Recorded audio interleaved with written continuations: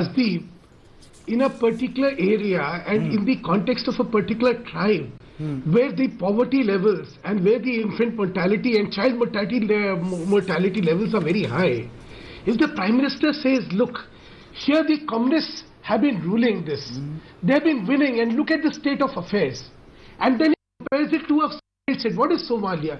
Somalia is a failed state. It was #1 in the index of failed state index. Now, are you saying Kerala is a failed state? No, this is ridiculous. Mr. Mittal, you have no idea what you're talking about. You're talking about the state of Somalia. Mr. Watikam, I think there is decency when we discuss. No, decency is what? Your Prime Minister goes and insults my state and you expect decency from me. Sir, please don't be ill-mannered. Allow me to put my point forward. Yes. The point is simple. There is a pathetic state of affairs in a particular area and in the context of a particular scheduled tribe. And that is pointed out with sorrow in mind, with grief in mind. He says,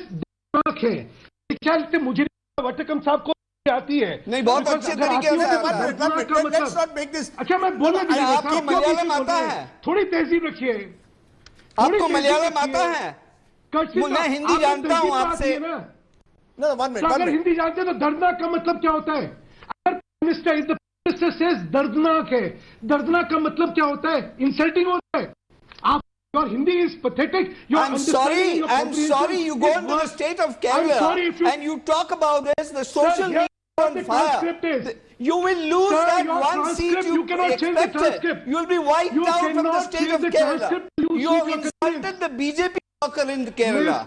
That's the shocking thing, Mr. Mittal. You have no clue. You cannot change the transcript to suit your convenience. Can I come back to the facts, gentlemen? The speech has a transcript here. Gentlemen, are you teaching me Hindi? You cannot manipulate. No, Mr. Vadakan, Mr. Mittal. Mr. Vadakan, Mr. Mittal. People are emboldened in corruption. You know, can you... do not change and do not deflect the discourse. Okay. The political I am asking both of you... Corruption. Sir, now Mr. Mittal, I will allow both of you equal time. I don't want crosstalk. I can understand that Mr.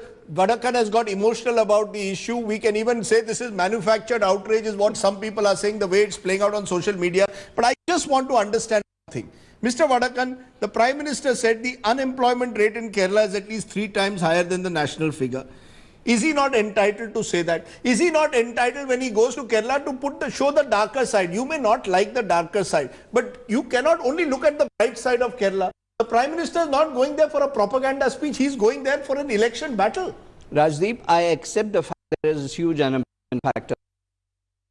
Fact that there's 94% literacy in that state. Which other state can stand up and claim that? So you can put out the positive. The Prime Minister is going there as a BJP leader. Which year? He's fighting an election to expose your government. 2001.